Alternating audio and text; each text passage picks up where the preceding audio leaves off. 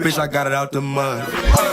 Walk through the mud to get a bag. Quit half stepping, so I gave it all I had. Yeah, I like the Jags, but the Hellcat faster. In the past, I would've sent you to a pass. Just got a check for making rhymes, guess I'm mad. Running to the bank. Yes, sir, we on another episode of Champ Talk, man. I got my boy Frank Scott with me. My cousin, though, you feel me? Like, man, I just had to come and pull up on you, see how you was doing, man. How you living? Man, I'm doing good, man. Just trying to stay above water during this quarantine. Man, Still trying to get I heard that, in. bro. I heard that. But man, we on the block with it, bro. We where you grew up at on Galindo Street, bro. Yes, but sir. first of all, man, just tell them where you grew up at, and like tell them how your experience was growing up over here. Well, I grew up on 35th and Galindo in East Oakland. Growing up here was a monumental point in my life. I met a lot of my closest friends, damn near like family members, on this block. It was a lot of different things going on over here, violence. I went to the middle school that's actually down the hill. I just seen it, yep, right down the hill. So it was easy access to my school, and then my elementary school was on the other side of the hill. Okay. So I kind of had best of both worlds. But growing up over here was cool. I mean, I had different races over here. We had Mexicans, Chinese, black, and we just all came together and kicked it. We used to play football up and down the street down here. Diverse little section, just having fun, being kids, huh? Yeah, pretty much. And then we'll go hoop back at the school down the hill. So we pretty much did everything on this block. Okay, parties, house parties, you know what I'm saying? A little bit of everything over here. That's what's up. What kind of lessons would you say you took from here, like that you still got from that you still take on like this day? Like, what do you think you learned from just growing up over here? You know what I'm saying? I'll say grind. Everybody around here was doing something. It taught me how to maximize my hustle in different ways. So I went from selling lemonade and Pokemon cards and just everything. Just always trying to get $1, huh? Yeah. Hell yeah. Also, just learning how to be around other races. I was sheltered a lot, so that's why I was always on this block a lot. My stepdad didn't let me go outside as much. When he did, it was just up and down the street. I couldn't go nowhere else, but it was cool because I had a lot of friends that stayed on this block. That's what's up. But it taught me to get along with everybody and learn how to respect my elders, because a lot of parents were in their child's life on this block. So it was pretty cool. We got to, just hang out. So is this same block, like you said, like you was down the street, like y'all would just go hoop? You feel me? And like right now, you feel me? You playing professional. We're gonna get into it later. You got a draft coming up. But like, was this like where the roots started? Like you found your passion for hoop? Like, yeah, you feel me? Actually, yeah. My cousin Nate, and he lives over in the house over here. And then I had a friend named Sean who lived over here, and they all hooped. And I always liked basketball, so I used to just hoop with them all the time. But then once I noticed like the adults even play basketball too, and they'll all get together and they'll go to the court. So I used to beg my mom all the time, like, yo, can I go to the court? And she'll let me go. But before I even started playing with them, my mom used to hoop. So she used to take me down to the middle school and play me all the time.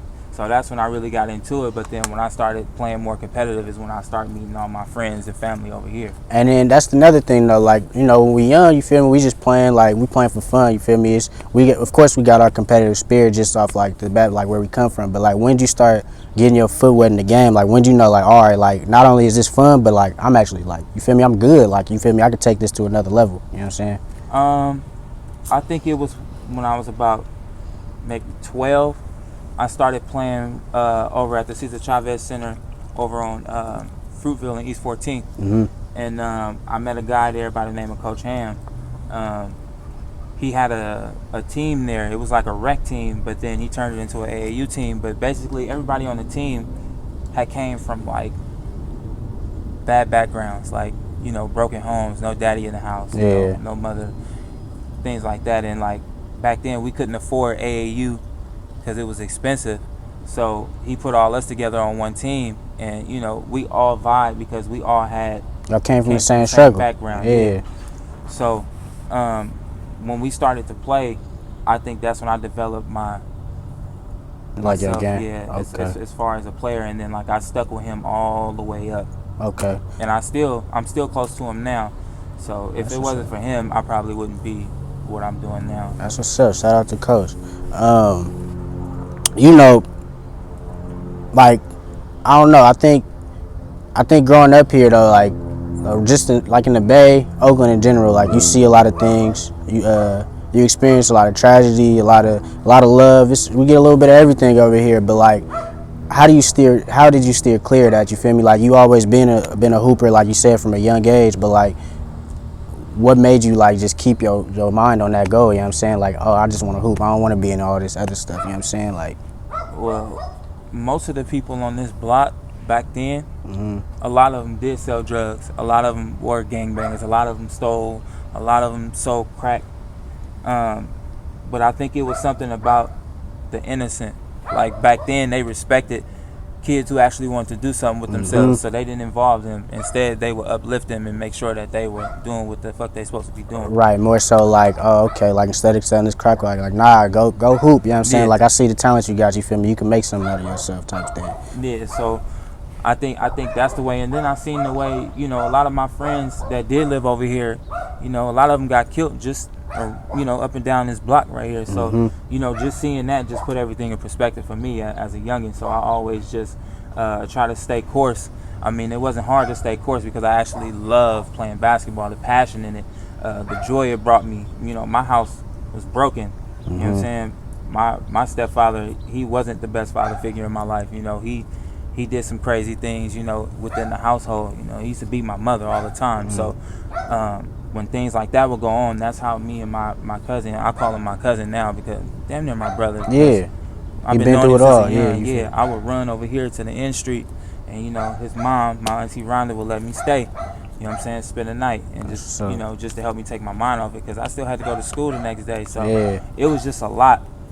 But just doing that and staying on the course for the love of the game, and then having my coach. He used to be a street dude too, so he knew how to handle us in a way where we was gonna respect him whether we liked it or not. Right. And then also taught us how to play the game. So I think just being around him and then just taking everything that was going on around and making a positive out of it is how it kind of shaped me. That's what's up. What high school did you go to around here? You got Tech, Skyline, and all of that, but like what high school did you go to? I actually didn't go here. I moved. Oh, for real? So where'd you move to? I moved to the east. Okay, So yeah, I did that, and then I had a little situation, so I had to go get it by the paper. Hell yeah. And then going through all of that, you feel me? Like you always been good at hoop, always been doing your thing, but then you kind of had a setback. You feel me? It was it was a kidney dialysis. Yep. And how do something like that? That's not normal. You know what I'm saying? Like it's not something like you probably could relate to a lot of people, especially at a young age. You know what I'm saying? So, first of all, like, what'd you learn from it, and like, how do you get through something like that while also like still trying to hoop, still chase a dream? You know what I'm saying? Well, what happened was, 2011, I was diagnosed with kidney failure. I was working a regular job, a security job, and I was still hooping in between, trying to get my name out there. But as you know, that takes a minute, so you just got to keep grinding until something come up out of it. So basically, what happened was, I was at work and I just started feeling weird. I didn't know what it was, but I just let it ride until like later on that afternoon. And then I got home and I was just sick. So I'm like, okay, it's probably just a regular average cold. You know what I mean? Yeah. So then that next morning, I go to work.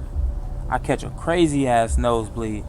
So my nose is bleeding from like 6 in the morning till my manager got there, because I couldn't leave without my manager getting there because I was the only one there in the mall. I used to work at Bayfair. Oh, okay. Back in the day. Yeah. You know what I'm saying? And so when he got there, I told him, I'm like, yo, my nose been bleeding all morning. He like, okay, go plug it up. So I'm on like the little Segway joints, you know what I'm saying? The ones you get on and you control. I'm on there, so it's blowing wind. So my nose is stopping, you know what I'm saying? But when I stop, it'll start back. So I'm like, that ain't normal. Yeah. You know what I'm saying? So he let me go. I went home, and at the time I was dating this chick, and I had went to her house, and so I try to play it cool, like I'm cool, but I was sick. But her mom knew something was wrong, so it got to a point where she was damn near like praying over my body, like she thought something was gonna happen to me. So I went home, later that night, and I just started feeling nauseous because all the blood had been going down into my stomach. You know what I'm saying? From my nose. You know, you catch a nosebleed, right. it only got one place to go unless you know what I'm saying? So I started feeling nauseous. About the time I got up, I threw up everywhere, blood every fucking where, man. It looked like somebody got killed in the house. That's crazy. So from that point on, I went to the hospital, and they told me that I had end-stage renal failure and I needed to start dialysis right away. I didn't know what that meant, you know what I'm saying? Because I'm still young. I was only like 20. Exactly. You know what I'm saying? I just had my daughter and everything, so like everything was still happening new. So they started off and gave me a catheter, and that's basically something that they put into your chest, and that's how they started the treatment. So I had to start treatment. I had a blood transfusion. I had about 14 bags of blood because that's how much blood I lost. Damn. You know what I'm saying? Yeah. And the doctor was like, you know, yo, if you didn't get here in time, like if you would have waited another day, you wouldn't have been here. You know what I'm saying? Yeah. So that shit really woke my game up. So from that point on, I had to just figure out what's the next step, because I couldn't stay. You know, the first thing in your mind when you play sports, any type of injury, I don't care if you break a fucking leg, you're gonna be like, am I gonna be able to hoop again? Right, that's the first question that come to mind. Fuck everything else. You know what I'm saying? And that should have been my least concern, but you know, I'm young, I'm still trying to do what I know exactly how that is though. So yeah, I just went through the steps, and then I had to start dialysis outpatient. You know what I'm saying? And basically, dialysis is something that it's like a prosthetic kidney when your kidneys don't work. So it flush out all the toxins and the protein in your blood and shit like that. You know what I'm saying? Yeah. So I had to do that 3 times a week, 4 hours a day. Wow. For 7 years straight. That's You know crazy. what I'm saying? So during the whole midst of that time, I was just, you know what I'm saying, realizing about how shady doctors can be and how, you know, your care is more important when you want it to be. The doctors don't care as much. Yeah. It's very rare that you get a few. You know what I'm saying? I had a couple black technicians in there that took care of me, and they made sure that I was taken care of. I believe the first or second year into it, God rest his soul, my boy G, his son at the time had got killed, and he wanted me to get tested for his kidney, and the doctors wouldn't let me do it. And I guess there's a rule where if you family or it's somebody that want to give you one, they should be able to test you, but they didn't.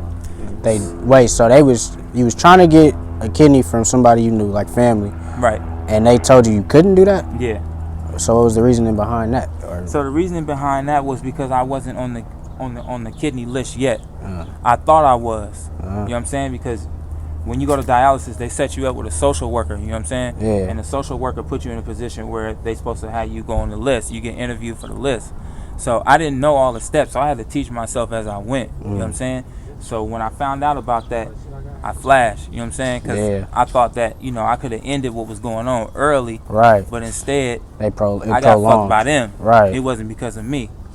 So I was like, all right, from that point on, I'm going to really focus on what I need to do and how I can, you know what I'm saying, get away from the doctors and teach myself. Yeah, start figuring it out for yourself, because obviously they didn't have your best interest. You know Right. what I'm saying? So I had to teach myself. So I applied to UCSF and, you know, put myself on the list. And so I had to do that for about 7 years, man. I had to do dialysis for about 7 years, and it took a toll on me crazy, because I wasn't healthy, you know what I'm saying, but I still had a dream, and I still was trying to hoop, you know what I'm saying. So I had to do what I could as far as staying healthy and eating the right foods and making sure I'm show up to treatment, because you know what I'm saying, dialysis is like life support. Yeah. You don't go, your ass is dead. Right, so You know what I'm it's serious. It ain't nothing you just play around about. Like, that's really your health, like something you gotta really take care of. Right. So, but through that whole midst of the process of your dialysis and stuff, was you still hooping? Yeah, I actually within my second year of dialysis, I still had you know what I'm saying, the ability to still play at a high level. Yeah. So that summer, even with the catheter in my chest, you know, that was a high risk. I played Pro-Am. I played for the Oakland team. You know what I'm saying? I played Pro-Am. And then right out of that, I got signed to the ABA. Okay. And I played for the California Golden Tigers. Okay. So that's semi-pro. Okay. You know what I'm saying? And that whole process was tough, because I had treatment, and right after treatment, I had to go straight to practice. Damn. So you can imagine what dialysis do to the body. Like it Right. dehydrates you. You know what I'm And so saying? you 'Cause- all kind of like fatigued, you know, type of things. Yeah. You're still trying to get that work in, though, Yeah. still grinding, but Yeah, but you know, it was something about my drive. Like if it don't kill me, I'm all in. You know what I'm saying? yeah. So that's just how I looked at it. You know what I'm saying? I approached it head on, and like I told my coach, he knew what was up, but he like, you know, if you can play and you take care of yourself, you do what you got to do. Hell yeah. So yeah, that's just how I kept myself healthy. So when it was time to get that transplant, they like, man, ain't nothing else wrong with you. It was just your high blood pressure. I had high blood pressure and didn't know it, and that's what made the kidneys fail. So like it was kind of it prolonged all of that because like you said, you didn't even know you had high blood pressure, so you kind of was just going through that, and then it got worse over time. Right. Yeah. But if I had known that, I probably wouldn't have been in that position. You know what I'm saying? But you know, they say African Americans, that's popular. You know Yeah, what I'm because saying? it's the That's food we eat, all of that. It all play a factor into that. diabetes, high blood pressure. You know what I'm saying? Shit like that. Like that's common in black folk. But that also brought a lot of awareness to me, so I can spread the word and tell people about, you know, dialysis, because people didn't know. Like to the average person, I was regular. Nobody knew I was really sick unless I told them. Yeah, facts. I would I would have never knew. You know what I'm saying? But it's like, especially like you still going about your day, like you still hooping every day, still doing a regular, but like at the same time you still going through this treatment too. But Yeah, like you nobody fighting. would even know. You know what I'm You saying? still fighting. But so going through all of that, when did you finally get the kidney transplant? It was October 21st, 2017. Okay. Yeah, I got the call one day. I had got a letter like a month prior that said you getting closer to the list. I was actually supposed to I had another year left on the list, but I just knew it was coming close, because once they send you that letter, you know it could be at any moment. They don't give you a scheduled date. Oh, You it don't just know when you get. they just call you and you just go type thing. You got to. You only Okay. got a certain time limit before you get there. Okay. So I was just at the house one day getting off work, and I just got a call, and they like, "Yeah, is this Frank?" I'm like, "Yeah." They're like, "Yeah, this UCSF. We got a kidney for you. Wow, that's what's up. When can you come?" I didn't have no bag prepared, nothing. I just packed what I had, took my PlayStation. It was like it's I on the dipped. way, huh? And I dipped. So after all of that, you feel me? You go through kidney dialysis. You end up getting a transplant. What was it like after that? You know what I'm saying? How was your body feeling after that? Getting back into the game, like did you start? You feel me? Like was you feeling better? Like was it hard to get back in routine? Like what was it like? It was hard to get back because once you get the surgery, you know what I'm saying, you gotta learn how to walk. You know what I'm saying? Because of where they cut you at. Yeah. You know what I'm saying? You gotta make sure that heal up properly, and then you gotta make sure you're not over stressing it. I couldn't lift nothing like that, and then all the steroids that they had pumped in me during the process, I had blew up. I was like 285. Wow. You know what I'm saying? So when they released me, I had to be on bed rest for about 2 months. So I had to wait for the scar to start healing. And so during that process, I was just in the house, man, happy and bored at the same time. You know what I'm saying? But I could eat everything again. Like at first, I was on strict. I couldn't have too much potassium. I couldn't have too much phosphorus. You know what I'm saying? Which is like fast food, processed food. So shit it was like just that. limiting everything, like your Yeah. daily eating habits, kind of. Fluid restriction. I couldn't drink much water. But you think about it, if I'm hooping, I'm sweating out 2-3 shirts. You know what I'm saying? And Right. I can only drink a certain amount of water. I'm talking muscle cramps out the ass. But you know, Yeah. it was just loopholes that I had to find to try to get right. But that recovery stage was good. I mean, because I came back within 3 months. I played my first ABA game. It was like 2 games before the season was over, and my coach let me come back. I wasn't physically in shape ready. My mind was, but my So body you came wasn't. in like But I came hungry, in, huh? and I did my thing Hell yeah. for what I was weighing at the time. You know what I'm Right. saying? And that just let me know I still had it. Like no matter how much things happen to your body, unless it's something that's that can't be repaired, you never lose the skill set. Yeah, It's just the it's conditioning. in you. You feel me? The conditioning, that's just something you got to build back up over time. Yeah. So for those that don't know, like, what is the ABA? Like, is that, like you said, it's a semi-pro league? Like, what is So it? yeah, it's basically semi-pro. ABA is the American Basketball Association, and before the ABA and NBA had a merger to make it the NBA, you had Julius Erving, you had those type of cats in there. Yeah. Iceman, you know, George Gervin. You had a lot of people that was in the ABA. Yeah, some dogs. Basically, it was like, y'all got too many raw niggas over here, so we need to come together so we can make this a big thing. Mm-hmm. So that's what they did. So now you have the NBA and the ABA. Okay, so then I'm sure, like, even though you, like, throughout your dialysis you got into the ABA, but before that, what was it looking like? Who were you playing for? What type of basketball was you doing even before you got to the ABA? I was just doing rec hoop. Mm-hmm. Honestly, I was doing rec hoop. How did they find you though? Like, you feel me? Did they find you throughout, like, playing rec hoop and shit? Like, Nah, I went to a tryout. oh, okay. I heard they was hosting a tryout, and at the time when I was on dialysis, I had lost the weight. Yeah. I mean, I was already small. You know what I'm saying? So I didn't have to worry about losing no weight, and all I had to do was hoop. I just had the dialysis going on. Yeah. You know what I'm saying? So I tried out and I made the team. Right. But other than that, after the transplant, I had to try out. I had to try out again. I mean, I had went to that team.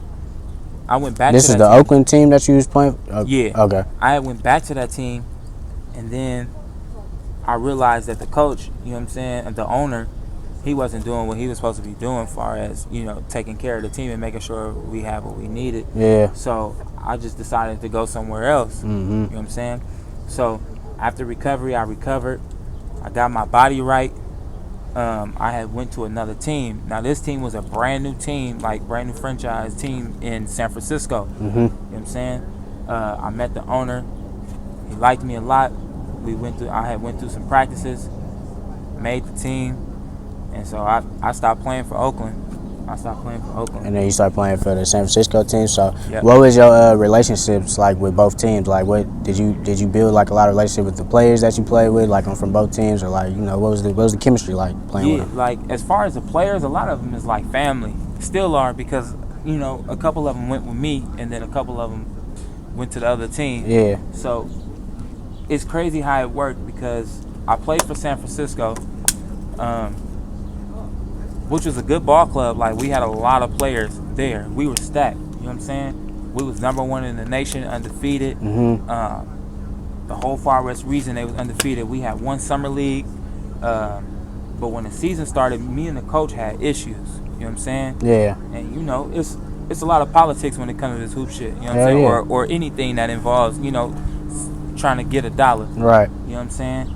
Contracts, everybody contracts was different. You know what I'm saying? Certain people was being pulled in the office. They saying, boom, boom, boom, this is what you get. And then some people is like, you know, I'm going to hand you 20 tickets. You can sell them at $20 a pop. Oh, so you grinding Whatever for you your... make, yeah. Whatever you make, that's your money. After 10 tickets, you ask for more, then we take $5 out of what you make. You know what I'm saying? But people, you know, for the love of hoop, I didn't care. Right, you doing because all I had that. knew I'm going to a ball club where you got Cardell Butler, you know what I'm saying? He played in AM1, you know what I'm Yep. saying? You got Brian Goins, which is like my brother, you know what Right. I'm saying? They all So names. you all getting game. You getting game from these people too, like throughout the whole process of you playing this sport too. Like, Right. You feel me? So you ain't even worried about necessarily like the money part, cause like not only that, like not only is you getting paid to do what you want to do, but you getting game from other people. You know what I'm saying? People that you probably looked up to before that. You know what I'm saying? Right. So, And I could sell tickets, you know what Right. I'm saying? Because just my immediate circle gonna pay for tickets. right. But in the same token, like I said, it wasn't really about that for me. Mm-hmm. You know what I'm saying? I just wanted to get out there and prove myself, because I had a weight on my back. You know, people looked at me a certain way because of my health, and you know, it was just trials and tribulations that I had to do to even get back to where I was at. Mm-hmm. You know what I'm saying? I felt like the time span that it took for me to get there was amazing. You know what I'm saying? I'm talking 5-6 months tops. Right. After everything took. After the surgery. Damn. You know what I'm saying? 3 months to get back on the court, then the next 3 months to get right, to be in shape. Yeah. But I went the whole summer league. I played the whole summer league. And then once the season started with San Francisco, the coach tell me, you know what I'm saying? You're not suiting up today, but I'd love for you to come watch. So that in me was just like, yo, I don't got time to play fucking games. Yeah. I don't got time to waste my time. I'm here to hoop. You know what I'm saying? Especially after I'm all here the to work you hoop. just put in. Right. I'm going at niggas back and forth in practice. You know what I'm saying? And as I'm getting better, it's like the coach ain't noticing. You know what I'm saying? I'm not asking to be a starter. I just want to make sure I'm in the rotation. Hell yeah. You know what I'm saying? But I wasn't being respected like that because of the group that he had. group he had ran in Pro-Am as well. You know what I'm saying? So it was kind of like he had loyalty to them. Yeah. I don't give a fuck. We'll be up 70, and he still wouldn't sub niggas in the game. Oh, hell So no. So it was major politics on that team. I knew what type of time he was on. Yeah. So I took that and I said, you know, I'm the type of person, when I see people stack teams, it's kind of like you need them. Yeah. But when you independent and you know how to do your thing, you know what I'm saying? They don't care where you go. You gonna make ball. You gonna either make it, you gonna make your team better, and you gonna hoop. Right. So after that day he sent that message, I left the team. I told my owner that I want to be released. You know what I'm saying? He did it within 48 hours. They told me what teams was interested in me. I went back to my old team. Now, mind you, this team, we blasted them by 100 when I was on the opposite team. It just was crazy because they didn't win nothing. Yeah. They didn't have no wins. They didn't win anything. So I kind of just believed in what the owner was saying about getting new players in and, you know, it's going to be better. So I just bought in and I was like, what I got to lose at this point? Do I sit the bench or do I go over here? Right. You know what I'm saying? I went over there. I started the whole season. And we meet them in the second game of the season. So I know you got this circled on the calendar. Yeah. It's the second game in the season. We at their house in Frisco. And they still ain't been beat. So it's kind of like they already got their nose up because they already know what they think they finna do. Yeah. You know what I'm saying? They think they finna coming be in all right. high and mighty, you feel me? Like you said, they undefeated. Man, we like, in warm-ups. They looking at us, laughing, giggling. We get out there, light they ass up. I hit their ass for about 27. And mind you, the coach, I guess some shit had happened between whoever it was in the organization, but his ass was on the bench in the crowd. So he wasn't even coaching. He's a whole nother coach now. Oh yeah, so now he really feeling stupid. For one, like you said, he done lost his job. Then on top of that, to see the same dude you told like, oh yeah, you finna just sit and watch. Yeah. He just gave your former team 20 buckets easily. Yeah. You feel me? Like, So that game was personal. You know what I'm saying? And he was in the bench, so he was able to watch the game. He didn't have to coach it. Yep. You know what I'm saying? So I made sure I played my ass off. My team played their ass off. We all played really well. And we beat them in overtime. That's what's up. We beat them in overtime. So gave them their first L too. Gave them their first L. It was all over the ABA news. You know what I'm saying? It was good. And then after that, you know, as time went on, we won a couple more games after that, but it was just, we needed some more pieces. You know what I'm saying? Our bench wasn't as solid. Like our starting five. But once that starting five come out though, it was kind of like, you know what I'm saying? We ain't had no help. Yeah. So the season ended the way it did, but it was just a lesson. And you know what I'm saying? Every game I performed, so that's all I was really worried about. You know. And it led to now, like you said, you know, you got an agent now. Tomorrow you got the ABA Mexico draft. So like I said, it all worked out, but just for those that don't know, like just talk about more about the draft that's coming up. What are you anticipating? What are you excited for? You know what I'm saying? And what can we look forward to? You know what I'm saying? Honestly, I never put all my eggs in one basket, so I don't really anticipate anything. I always say what will happen. People around me that support me, they like, you got this. We know you got it in the bag. We know you gonna make it. You know what I'm saying? But I'm like stay humble. Yeah. It's like, you know, it is what it is. If it happened, we gonna celebrate. Yeah. If it don't, I wasn't expecting nothing. Yeah. You know what I'm saying? That's just how I grew up. You know what I'm saying? You get told one thing and then it don't happen. You know what I'm saying? You in the wishing well just dropping. You know what I'm saying? So, other than that though, the ABA draft Mexico is coming up tomorrow. I don't know if I'm gonna go first or second round. I'm just waiting to hear my name called. If I don't, I ain't gonna be upset because, you know, I don't stop. Yeah. Grind gonna but if I do, you know, the grind gonna continue. We gonna get in the lab and work 20 times harder. It'll put me at ease, I would say. You know what I'm saying? Because then I can just relax and just focus on the work. Yeah. It's coming up pretty soon. And then tomorrow. is that league in Mexico? Like you gonna be playing out there? Yeah, it's in Mexico, Los Cabos. Oh, that's cool too. So you feel me? I mean, of course you going out there to work, but it's a different environment. You know what I'm saying? You getting away from Oakland, like I'm saying. So that's another dream that a lot of us, you feel me, want too. So like you gonna be living two in the same. Like I can't wait to watch the draft myself. I'm praying, you feel me, you get drafted in them first 2 rounds. Hopefully that first, because I know I've been on the grind you've been putting in since I was just a youngin', you know what I'm saying? I always seen you in the lab, even watching you going through that whole kidney dialysis process. So, you feel me, I'm excited just to see where it's going, man. So Yeah, man, it's just some different shit, man. You know, I feel like where I'm at in basketball right now, I'm not content because I got a list. I got a bucket list that I'm trying to fill, and this is like the last check on the on the bucket list as far as sports go. yeah, You know what I'm saying? I just want to get a year or two, a season or two out of this professional on another level. yeah, You know what I'm saying? And then I can let it go gracefully as far as trying to be in high competitive competition. You know what I'm saying? 'Cause I still want to live life. I want to, you know what I'm saying, get a good job and be able to, you know, sustain and live good. right. You know, we know sports ain't forever, so you always got to have a backup plan. You Always know what gotta I'm have a plan B. saying? So that's just the type of hype I'm on. So- I just want to get 2 years out of this, and, you know,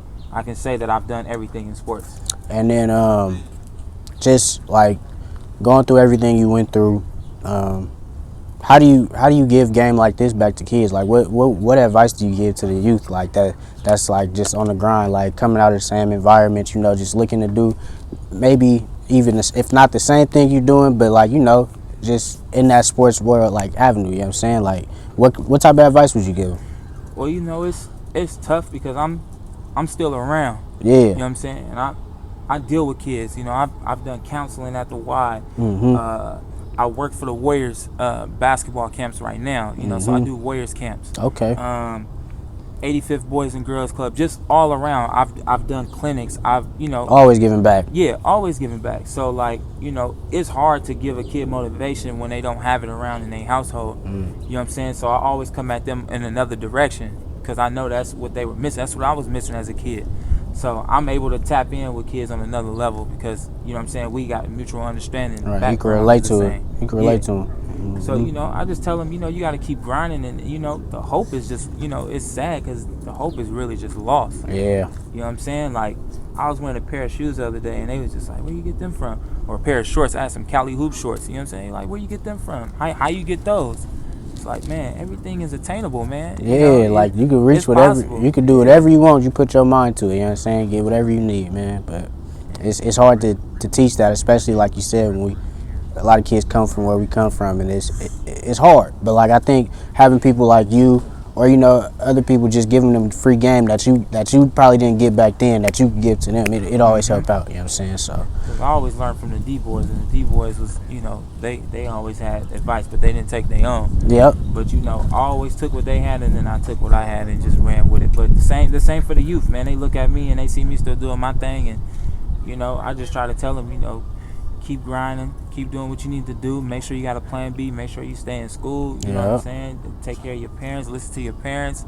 You know what I'm saying? Because there's a lot of kids who lost their dads, and you know, they just do whatever they want because they know their mom in the house, and they ain't put no enforcement on them. So you know, when they come, kids that I've coached, you know, come to practice, they think they can do the same as they do at home, and you know, I gotta check them. You know, I ain't trying to be your daddy, but you know, But I mean, it's better to check them then than later down the road they getting checked in, you know, somewhere worse where they wouldn't want to be checked at. You know what I'm saying? Right. So, yeah, man, I just appreciate you coming out here talking to me on Champ Talk, man. I think we had a great interview. Yes, sir. Got a good story out, man. Just tell them where they can follow you at and where they can see you hoop, man. Yeah, you can follow me on Instagram at focus_35. My Facebook, Frank Scott, of course. Yeah, pretty much that's just the social media sites that I got at the moment. Hell yeah. You can catch the games. They're going to be streaming them live on ABA Mexico on YouTube. That's if I go. Right now, if I stay here, the season hasn't started. It don't start till the end of the year, but due to COVID and everything that's going on, even with the border situation, you know, we don't know how long that's going to take. I just want to know if for sure if I got picked up or not. So, are they able to watch the draft somewhere too? Is that going to be streamed? Yeah, you can watch it on Facebook. You can watch it on YouTube, Periscope, Twitter. It's a link in my bio on Instagram that you can go to, and it'll send you right to it. It's live at 5 o'clock Pacific Standard Time. And yeah, we're going to see what's going to happen. Yeah, man. Well, I appreciate you, man. It's another episode of Champ Talk coming live, man. And we out of here.